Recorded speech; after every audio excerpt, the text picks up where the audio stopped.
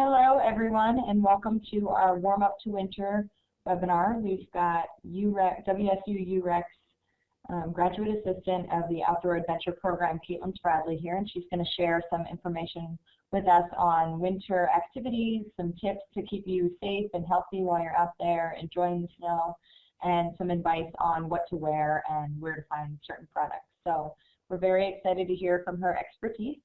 Right now I'm going to pop the video over to our YouTube page where you'll watch a brief 5-minute video, and then we'll come back to the webinar space and Katelyn will get things started. So sit tight and enjoy it, and if you have any technical difficulties, just let me know. My name is Alex and I am the program coordinator for WSU's Global Connections.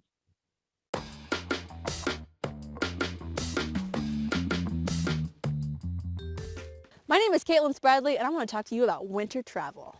So there are a ton of activities that you could do during the winter. If you live in a place where there's a lot of snow, you can obviously go skiing and snowboarding. That's kind of the first thing that most people think of. And if you are in an area where skiing and snowboarding is an option, I would strongly encourage you to get out there and try it. You can rent gear, you can find discounted passes, and this is all some information that I can give you later on during our webinar. If skis are your thing, then you can try cross-country skiing. There's two different types. There's traditional and there's also Nordic. Nordic skiing is a little bit more like skating, and you need groomed trails in order to be a part of it. If traditional skiing is more what you're into, then that's just kind of like going on a hike through the woods with skis on. And it's a really great way to explore the outside and also get your exercise in. If you're uncomfortable on skis, another alternative is just strapping on a pair of snowshoes and trying that out. You can go on trails that you've hiked all during the rest of the year, or even just get out into places that you'd like to explore and walk around perfectly comfortably on snow with snowshoes on. However, if you live in a place where there are opportunities for you to have freezing bodies of water and you can have the chance to try ice skating outside, it's a totally different experience than skating inside and can really give you a really fun activity to do with your friends and family outside as well. As far as what to eat, convenience is a huge factor. If it's not easy to eat, then you're not going to eat it. And you really need to stay fueled if you're going to make the most out of your activity while you're out there. Things that I like to take with me, granola bars are great. Taking a protein bar or an energy bar, any type of bar that is just easy to open and keep in your pocket is a really great thing to have. The important nutrients that you need to be intaking while you're out are sugar, salt, and any type of form of carbohydrate. Specifically simple carbohydrates such as sugar, because they're easy for your body to process and they'll give you that energy faster while you're out there. So now that we've talked about food, let's move into clothing. Clothing is a really important thing to keep in mind when you're preparing to go outside. It can be activity specific, but generally the rules are about the same for everything that you could be doing. And there's two main rules, and that is that you need to dress in layers and that you need to not wear cotton. Cotton doesn't wick, it actually holds moisture close to your body, and therefore if you stop moving, that could potentially freeze and you're going to get really cold really fast. So when I say dressing in layers, the most important thing is that the piece of clothing that is closest to your body, you can kind of see here, I have a wicking shirt on. Under Armour is a good example of this. It's a non-cotton product, it's synthetic, and polypro is a really good thing that you can wear as your first layer. Usually it's pretty thin, but the layer that goes on top of that is going to be your insulating layer, which is going to hold your body heat close to you. That can be down or it can be fleece. It can be anything that's a little bit thicker, and it's just going to insulate your body from your core. That way you can stay warmer while you're doing your activity. On top of that, you can see here I'm wearing a shell, and this is a hard outer layer. That's actually what would be more like a snow jacket or your rain jacket, which is going to keep the water completely off of you, is the purpose of that piece of clothing. This same layering system applies to your pants as well. You can have a piece of long johns or leggings, whatever is going to be that close wicking material that's close to your legs, and then on top of that, you'll have your snow pants or a pair of rain pants. Mine are Gore-Tex, as it says right here on the material. You do not have to have Gore-Tex. It's a great product that will keep you dry, but there are plenty of other products that come in at a lower price point that will serve a similar purpose. Another really important thing are your accessories. So I have here my gloves. They are waterproof. They're just snow gloves. You can also wear glove liners, which are similar to those thinner gloves that you can get even at a department store that will keep your hands dry once you put them into your shell. You can also wear a hat, and my favorite piece of clothing are my socks.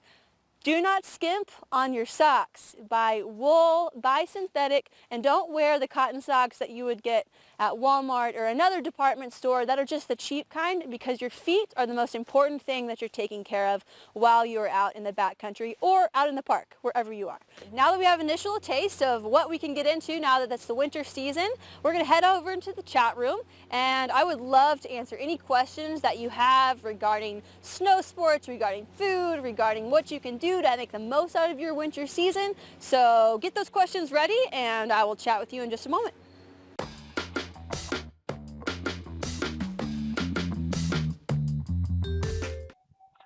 Hi everyone. So just as we just discussed, my name is Katelyn, and I'm here to talk to you about warming up to the winter. First of all, let's just hear, where is everyone from? Thank you. I'm glad you liked it, Christina. All right, so Christina is from Sacramento, from California representation. North Idaho and Spokane. Fantastic. All right, so all of these areas, I'm not sure about the snow in Sacramento, but all of these areas, the rest of them I know definitely have snow, and so let's get talking about what we can do to Lake Tahoe. Great, Christina, thank you. There are tons of snow there. So let's go ahead and get started. I'm going to start with clothing and layering systems. So just an overview. As you may or may not have been able to see in my video, I was wearing a lot of different layers while I was outside. As you can see in this picture, he had at least 3 different layers on. That inner layer is not visible, but he has 2 insulating layers, which would be the brown and the purple, and then this outer layer, which is going to be preventing that snow or water, any type of anything that's external, to be touching those inner layers that aren't as waterproof. So just starting from the inside and working our way out. These are examples of base layers. When I say base layer, it's easy that you can have something that's close to your body that, as I said in the video, is going to be wicking. And that means that it's going to be pulling sweat and moisture off of your body. This prevents you from freezing in the case that you stop your activity, from it becoming cold against your body. And Christina has a question about how you can wear in layers and not be so bulky. Let me come back to that question once we get to the end. Sometimes it's difficult to be able to do that at all. It depends on how you end up doing that layering. It's just whether you have, if you need to be really warm and the layers need to be really thick, then it's going to be difficult to keep it from not looking like the Michelin Man. But it's ultimately to keep you warm. So if you can make it look good, then work it, girl. But here, continuing on, these are these examples of base layers. These can be thin or thick. Under Armour, like I said, is a really good example of what this is. It's usually tighter fitting to your body. I really like this full onesie base layer here. If that's your style, you can make that work for you. Moving on to this mid-insulating layer, depending on your activity. So if it's a really high exertion activity, such as cross-country skiing, this layering system may be thinner based on how much activity you're going to be doing. Here I have examples of fleece. I have an example of the middle gray jacket is a down jacket. Down is very warm and insulating. It's amazing. If you've never worn a down jacket before, I would encourage you just to go to a store and try one on and just to feel the warmth as you're walking around the store, because you will be able to feel it. So this is going to go right on top of that base layer that's against your skin. I would recommend using typically 1 to 2 of these insulating layers. To go over that means that your layering system isn't being quite as efficient as it should be. So I usually have a base layer and then either a thicker or a thinner down, and then I put my shell on top of it. You can also see at the bottom that you can also wear fleece pants or these middle black pants. They're also an example of what down pants would look like. Not as commonly used because they are very expensive, but they are an option if you run a little cold. Does anyone have any questions? That was another thing I was going to encourage. If you have any questions throughout, please feel free to type them and I will try to answer them as quickly as possible. All right, so moving on to our outer layer. This is often referred to as a shell. It can be really thin with no insulation in it, or it can be like a more traditional, what you would expect from a ski jacket, which would be thicker in style as well as have that water resistant or waterproof outer layer. What I was wearing in the video, and which is very similar to this orange jacket, that's on, I guess it would be the one that has the gray zipper, not the one with the white. It's going to be more of a Gore-Tex shell, and that means all Gore-Tex is it's ultimately just like cells that don't allow water to come through. So it's an, I'm trying to think of the correct word for that. It's just a impermeable, that's the correct word, for water to get through. So that's why it's such an effective material. So a lot of people like to choose that if they're spending a ton of time. If you're not, then different companies make specific Gore-Tex similar products that are going to be water resistant and waterproof. So you can do some research into which company is going to be right for you. They'll be able to have tons of reviews. There's so many that I can't possibly go into detail about what each of these are. The conduit system is another one that comes to mind. But the most important thing just to keep in mind is that you want this outer layer to be the water resistant and the waterproof layer. And that goes for both your top and your bottom.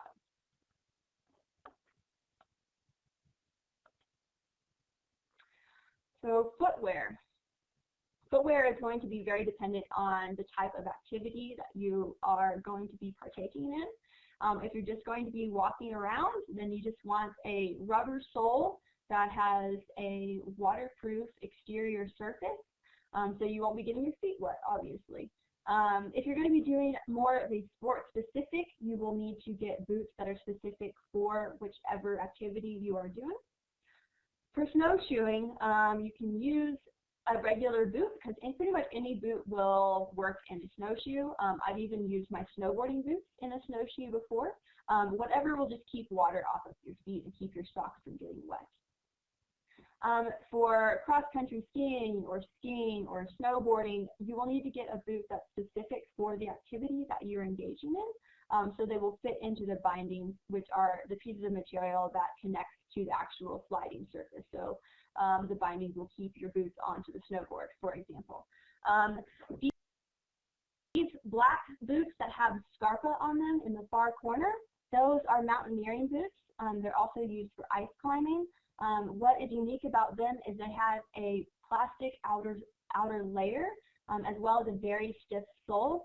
This allows them to allows you to wear crampons on them, which are they're ultimately pieces of sharp metal that allow you to climb on ice or to walk around on ice in the case of mountaineering, so you don't slip and fall. Are there any questions so far about footwear or the body layering systems that we've gone over so far?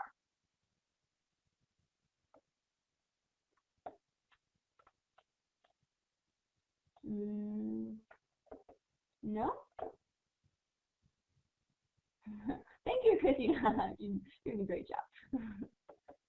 All right, so as I mentioned in the video, socks are my favorite part of anything that I'm wearing. This also means that I spend more money than most people would expect on socks. Each pair of socks can be anywhere from $15 to even always all the way up to like $35. It is kind of a big money pill to swallow, but it is absolutely worth it. The black socks in this picture are synthetic. They're made by Smart Wool.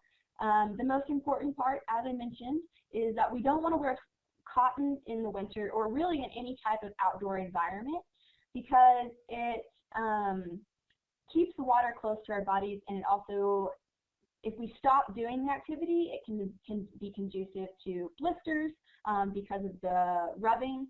It can also be hard for us to get them dry because they don't dry very easily. So again, you want that wicking material. The Smart Wool on the other side, the gray and red, those are wool socks, very, very warm. Contrary to popular opinion, they do make these in a non-itchy, scratchy type of material. They actually can be very, very soft. So I just encourage all of you, no matter what the activity is, that you can get a pair of socks, at least 1 or 2 pairs that you save just for your outdoor activities. That will prevent you from getting blisters and from getting cold feet. It is the worst experience to have to deal with feet that are uncomfortable while in whatever activity that you're doing. So the earlier that you take care of that and prevent it, the better off you're going to be.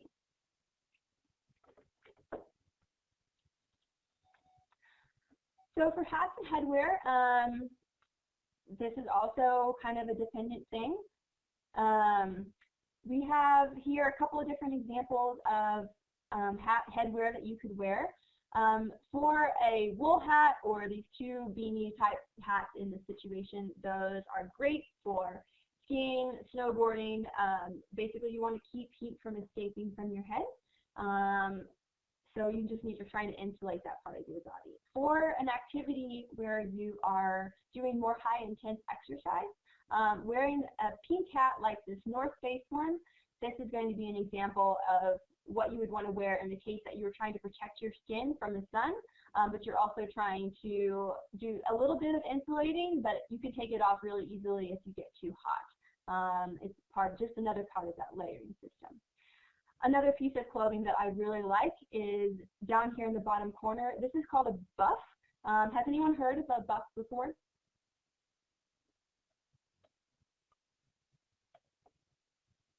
Okay, yes, we have some people who have heard of buffs. And those are really nice because you can wear them under helmets. I definitely encourage helmet use in most of these activities, but they cover your ears and keep you warm while also not getting too bunched up underneath the helmet. So really it's just finding what is most comfortable for you and going with that option. What's nice about buffs as well is that they can be worn in multiple ways, and so you can wear them around your neck as kind of a gaiter situation also. And finally, we have our glove systems. This also can be done in a layering fashion. You can wear a liner, which is going to be that wicking material that's going to keep moisture off. And then you can have that outer layer that's going to be more water repellent, keep your hands from getting wet. Depending on your activity, if you're not going to be in close contact with snow and you're just going to be outside in the elements, then you can wear something more along these wool gloves that are seen in the middle of these gray ones. All right. Any other questions regarding clothing before we move into activities?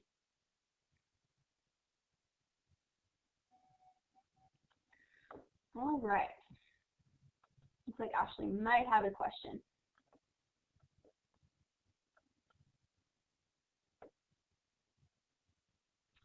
And while she's thinking about it, okay, so Ashley's question is that she has problems with her hands, getting irritated, and sometimes it's worse in the winter, and her hands get kind of agitated and puffy no matter what gloves that she wears. I would encourage just trying different material. If you can get something that's a little softer and less, trying to think of even a polypro type liner that would keep your hands from getting agitated. I would just experiment with different materials. A good way to do this is to go to a thrift store or an REI when they're having sales, and so you can get those gloves at a cheaper discount just in case they don't work for you. And just making sure that you're testing out different things while you're going just to see which one works best for you. And so with that, let's move into activities. Here on this first slide, I have snowshoeing, skate skiing, and cross-country skiing. Snowshoeing is a really accessible activity. It doesn't really matter where you are. If there's snow on the ground and places to be explored, then snowshoeing is generally going to be a good option. The people in this picture, they have poles. Poles are not really necessary. If they help you feel more stable and comfortable, then poles are a great way to go. But otherwise, you can just walk around normally as you would. The way that snowshoeing works, it's just a displacement, similar to kind of how a camel walks through sand. It just gives you a wider surface area in order to walk in the snow. I would suggest you can get these rented. You can also find them pretty cheap at resale, but they're a really great way to just get outside and walk around, walk your dog, do whatever it is you need to do. skate skiing. Skate skiing is an incredibly fun activity. It's a little difficult to learn, but after you start picking it up, it is so much fun. It literally feels like you're gliding. And the way that it works is there are usually parks dedicated to Nordic activities, and so they'll have wide groomed trails. The skis themselves are going to be really skinny. If you go into a local shop or look up online skate skiing, you'll see that usually the skis, I mean, they're like this skinny, as you can tell on the video, maybe like 2 inches wide. And your heel is releasable, and so your heel is not clicked in, just your toe is clicked in, and you kind of move in an outward skating motion. You can actually get going pretty fast, and a lot of people use this as kind of an endurance activity during the winter. It's very common that there are clinics available for wherever there are like a Nordic park, so you can investigate and see if there's anything near you, and maybe doing a little bit of traveling is worth it. I would definitely save a full day. It's going to be a little tiring if you're just learning, but it is an incredibly fun fitness activity in the winter. Oh, and Christina just mentioned, I'm so positive they have that in Lake Tahoe. I'm sure that there is some opportunities around that area. And then classic cross-country skiing, this is going to be in the same area. It's usually going to be at the same Nordic park as skate skiing. There will be 2 different tracks. They'll have the wide groomed tracks of where skate skiing happens, and then next to the skate skiing tracks, there's usually going to be 2, it looks like a small railroad tracks where the traditional cross-country skiers are moving around next to the skate skiers. You can kind of see that in the classic cross-country skiing picture in the PowerPoint right over here. But you can also do this really anywhere. If there's already tracks in place, someone has already skied there before you have, that will make it considerably easier because you won't have to break tracks in the snow. But you can make cross-country ski tracks pretty much wherever as long as there's a trail. All of this is, so you'll need specific skis and specific poles and specific boots. The great thing about all of these activities, skate skiing, cross-country skiing, and snowshoeing, is a lot of it is available in resale, and so you can get that at a little bit of a better economical price. As you get more into it, you might be willing to spend more money and get more top-of-the-line things, but at an entry level, you can always get into these at a little bit pricier, easier price point, such as going to an REI garage sale or looking around on Craigslist, or just looking for resale. A lot of gear shops, if you have a local gear shop, will have kind of a resale section in the back where people bring in gear that they are no longer using. So that's a good alternative to look for that rather than buying new. All right, and then the gold stars of winter activity. Everyone seems to have at least know about skiing and snowboarding. Do you have any skiers or snowboarders in this group? Alpine skiers?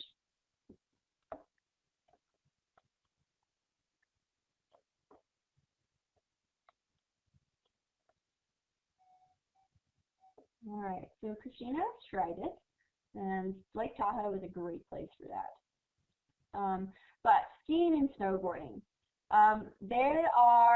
you will need skis and poles if you're going to be skiing, and then a boot specific for skis or snowboarding. And I would recommend a helmet. It is definitely not a requirement, but protecting your brain bucket is of ultimate priority. So I would definitely suggest having a helmet or renting one when you are skiing or snowboarding. As you may or may not know, skis and snowboards are usually available for rent at any local resort that you may have, or when you travel. It doesn't necessarily have to be local. But you can rent skis. They will set you up on the right length, the right width for your height and weight. You can also look this up information online. There also is a degree of skill level that goes into determining what size ski or snowboard that you will need. But you can go in and talk to people, and they will get you set up in what you need to be riding or skiing on, and then you can make adjustments from there as you get comfortable with the sport. What's great about skiing and snowboarding is that it is kind of a destination activity. So fortunately, if you are in an area where you have access to a resort or a mountain that offers lifts, and skis and snowboarding, then you can try this yourself. You can also, this is another thing where you can find activities or equipment online and get some information in that way as to how you can get discounted tickets and passes. A lot of times these passes show up in strange places. Sometimes they're offered at gas stations. Different rental shops will offer discounted passes. There's also a website commonly used called liftopia.com, which will be listed later on in this webinar. But that's a place where you can go to find discounted tickets at almost every single resort in the United States, and even some in Canada as well.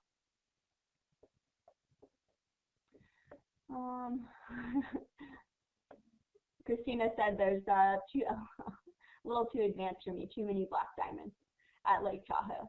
Surely they have a couple green runs that you can try out in a bunny hill perhaps. And she also had some really great suggestions about Groupon and Living Social. I'm sure that they have great opportunity to find discounted tickets and passes there as well. And then also a great other way to save some money while you're out on the ski hill is their prices for food at most resorts is going to be really expensive. If you take a camelback with you or a backpack, you'll be able to take your food with you, and that will save you, depending on the size of the group or your family that you go, it could save you, anywhere from $50 to $100, depending on how much money you choose to spend when you're buying food. But just being prepared before you go out, no matter if it's going to be a front country situation or a back country, is very good practice and will save you some money and time along the way. All right, and then backcountry skiing and ice climbing, these are definitely more advanced activities. They do require some training and some prior experience before you're able to do them on your own. Backcountry skiing means that you're going to be typically walking up and then making your runs afterwards. That does require some knowledge of avalanche and kind of the precautionary measures that you need to take in order to avoid being caught in an avalanche. So if this is something that you're interested in trying, I would suggest getting in contact with a local gear shop or doing some research online to where you can get some of this training, or maybe finding a friend that has prior knowledge or a mentor that can kind of point you in the right direction to get some information of how you can either go out with a guiding service or start gaining some of that knowledge for yourself. And then it just comes down to practice, and that practice leads to proficiency. So does anyone have any questions about backcountry skiing and ice climbing?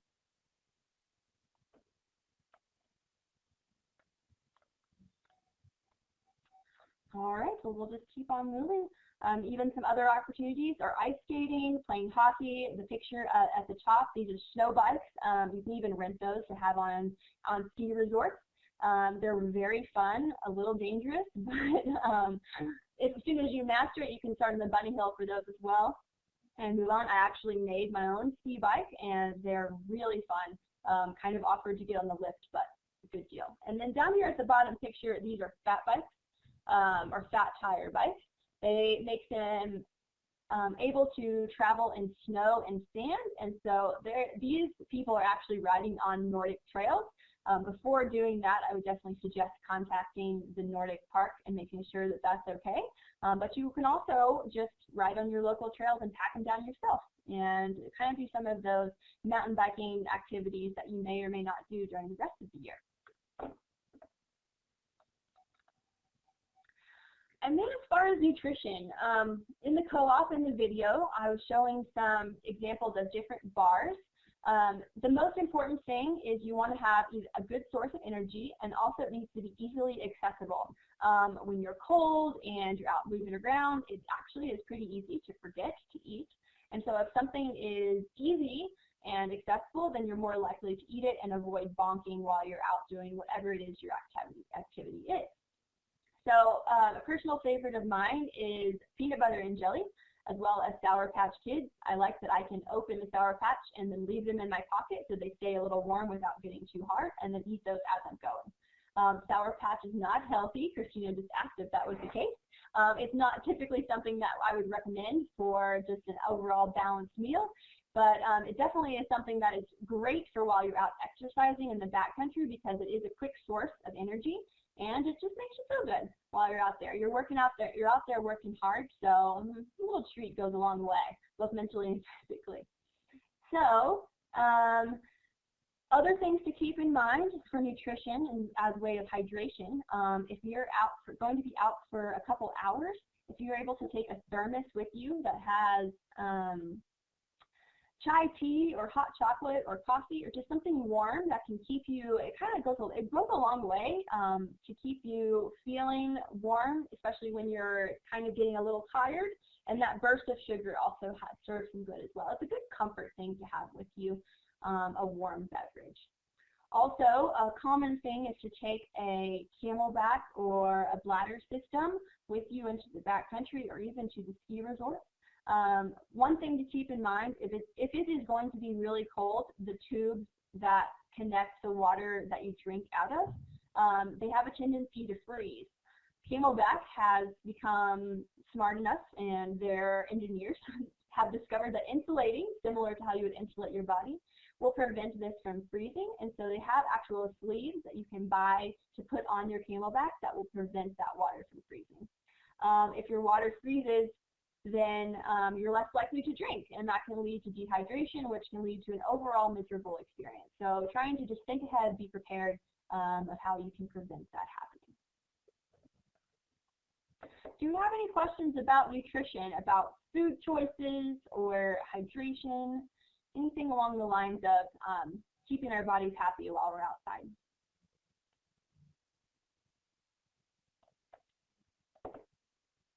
All right.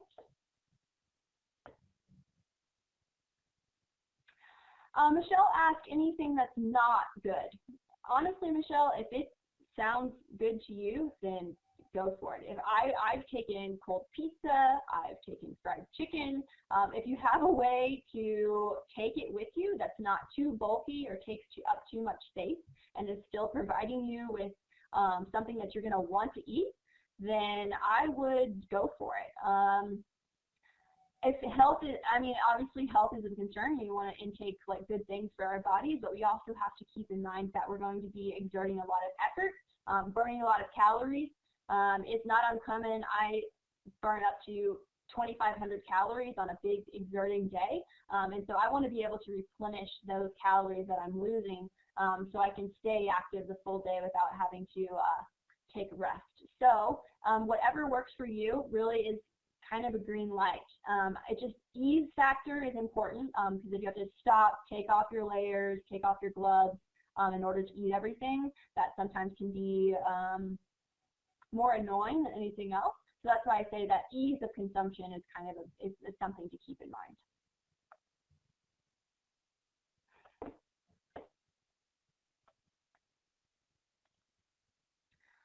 All right, hydration. So as I was talking about, this camelback here, this has the sleeve on it that prevents your water from freezing before it gets to your mouth, keep you drinking all day. If you're not a fan of water, I have a lot of people, I know a lot of people who don't really like just drinking water. You can add in these Gatorade packets, and they will encourage you to drink because it's very important that you're staying hydrated while you're out there. The thermos in the middle, that is what I was talking about when I was thinking that you should take something warm out with you. It's just a good, pleasurable thing to have with you. It's just in the case that you get really cold, you can hold your hands against it and if you can get your core feeling warm, then the rest of you is going to feel warm as well. With these Nalgene bottles, if you are in a very, very cold environment, those are prone to freeze as well. You can just put a sock over them, and even that alone will help keep them from freezing so you can drink from them. If you are going to be taking a Nalgene, such as this red one, getting they have these inserts that you can put in them that keep it from being a full open. It allows you to sip from it more easily without it spilling. I would suggest getting one of those. Spilling water all over you while you're in a freezing environment is not a very fun thing to have, and if you can minimize that, especially when you have bulky hands that are messing with, that are the one doing the untwisting of the cap, it might make it easier if you have less likely of a chance to spill it.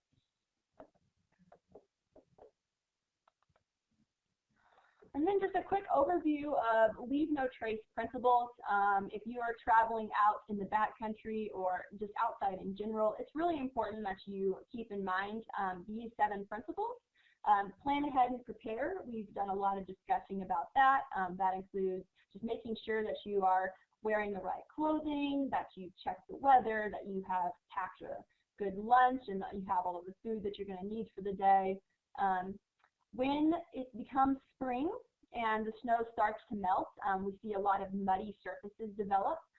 If at all possible, we need to travel and camp on durable surfaces, and snow is a really great option for this. If you can walk on snow versus wet and muddy ground while you're out in the spring weather, that does a lot to save the condition of the trails, and it allows grass and other flora and fauna to come back when the snow fully melts.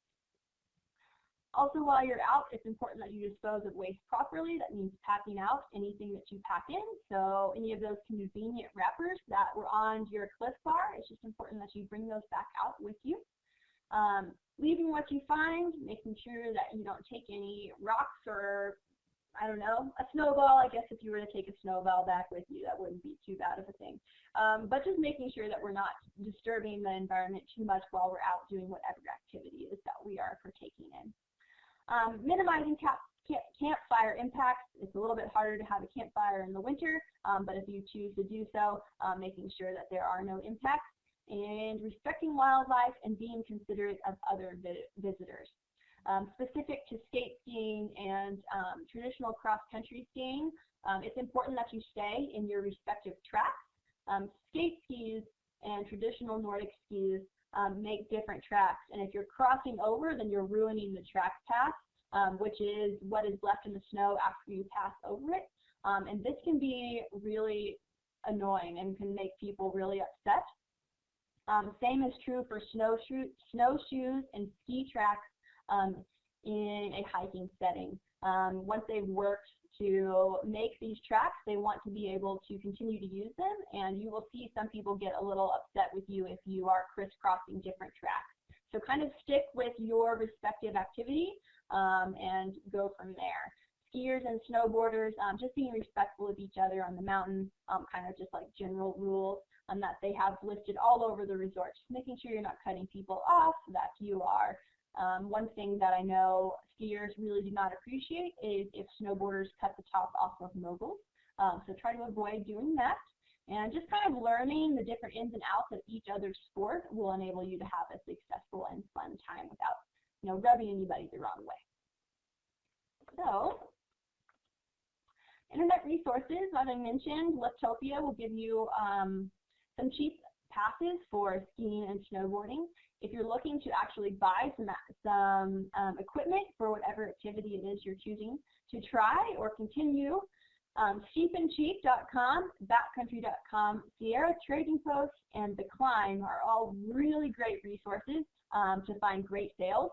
You can also just Google search cheap equipment, cheap outdoor equipment, and usually they'll send you to one of these websites and a couple others that are similar in nature, sometimes up to 60 to 75% off different equipment.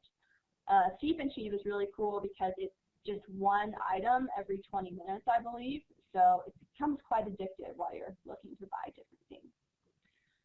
But that's about all that I have. Does anyone have any questions about the material that I've gone over so far?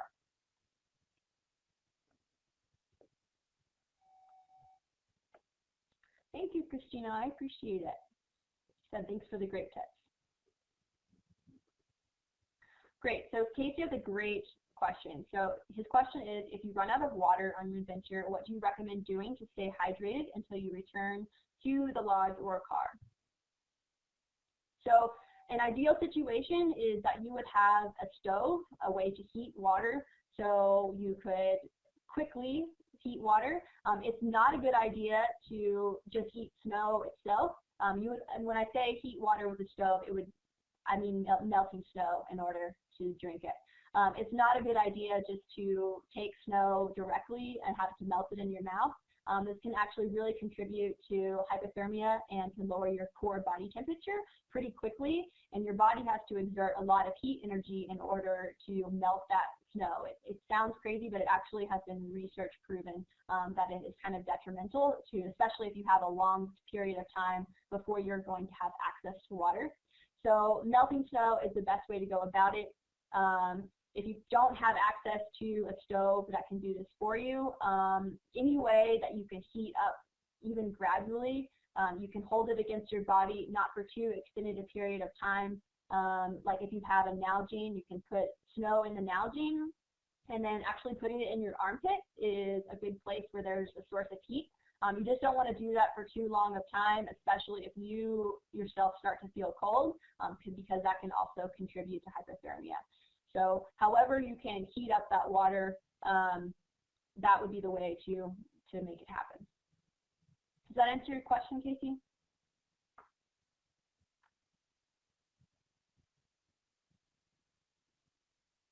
Perfect. Does anyone else have any other questions before I turn it back over to Alex?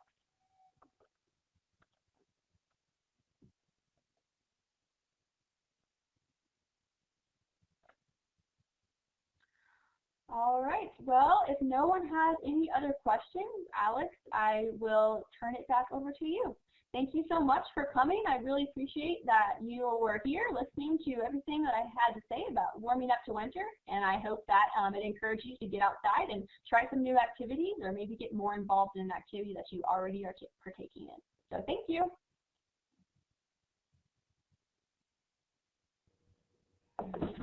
All right, I just want to say thank you to Katelyn for coming out today and giving us all these great tips and resources and websites. I'm sure all of us will go home and check it out, and hopefully some of you will take this advice and be active over the winter break with your families or your friends. And if you do that, just make sure you let us know what you did, what advice worked for you. Send us a picture if you can. We would love to see how you are taking this webinar home with you. So everybody have a great day, and thanks for joining us.